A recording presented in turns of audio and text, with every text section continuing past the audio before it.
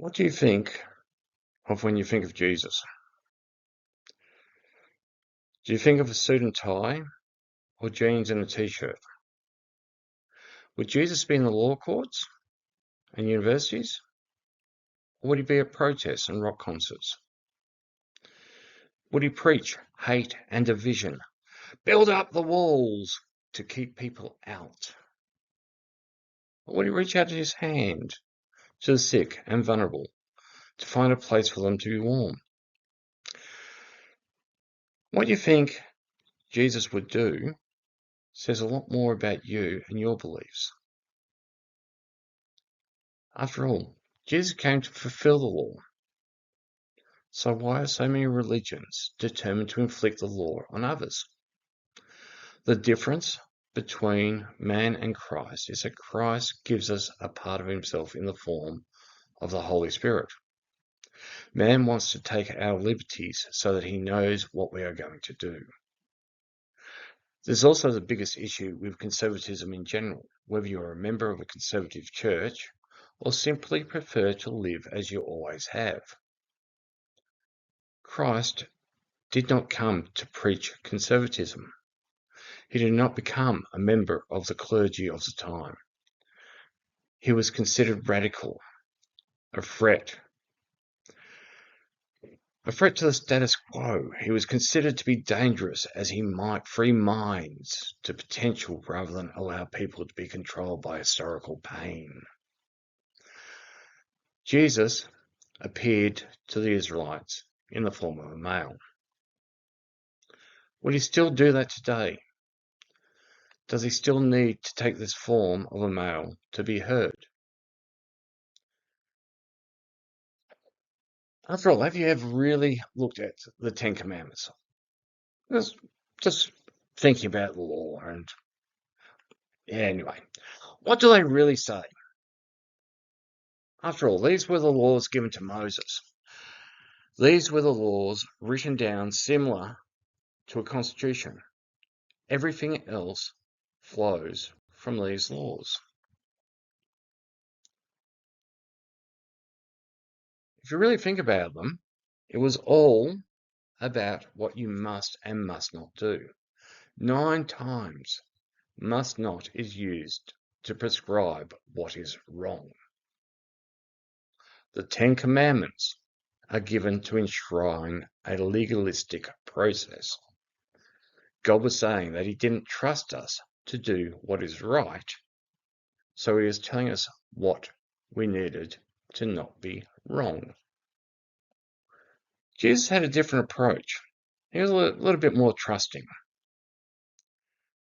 If you think about the Beatitudes, the blessings given also on a mountain, these are around what people could live up to. No longer what not to do, but what to strive for. I've often wondered why there are only 9 blessings and 10 commandments.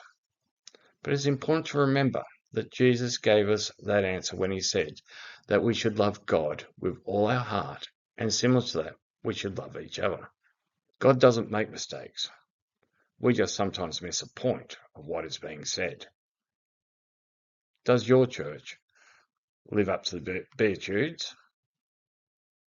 Or are they forcing their law upon you? Are you condemned by the church when you make a mistake? Or are you lifted by God's grace?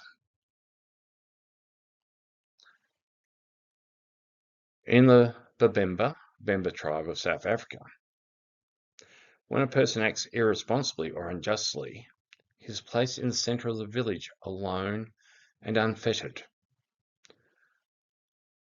Think about it. This guy is just standing there, or this lady is just standing there. Unlike the Pharisees that grabbed the lady out of the house naked, accused of being a prostitute, surrounding her, ready to throw stones, these guys and girls, each person in the tribe speaks to that accused, one at a time. A little bit more like what Jesus did when he spoke to the lady and just simply said, just don't go, or just don't commit adultery anymore. Don't sin anymore. In this tribe, each person comes along and recalls the good things that the person in the center of that circle has done. Every instant, every experience that can be recalled with any detail and accuracy is recounted. All these positive attitudes, good deeds, strengths, kindnesses are recited carefully and at length. Ceremony will last for several days. I often wonder how long Jesus spoke to that prostitute lady laying in the mud about all the good that she could actually do. Because I can't see Jesus just saying, go away. He would have taken the time to have actually spent some time with her to actually help to lift her up. Because when a person's lifted, evil can't find a stranglehold in that person. When a person feels supported, they feel, they feel supported. Heck, even AA understands that it is not condemnation that changes life, it is the uplifting.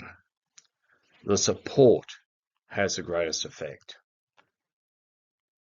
It is talking about the positives, not the negatives. What would your life be like if you actually allowed God to lift you up and support you? As I always say, if your church doesn't do this, find a church that will.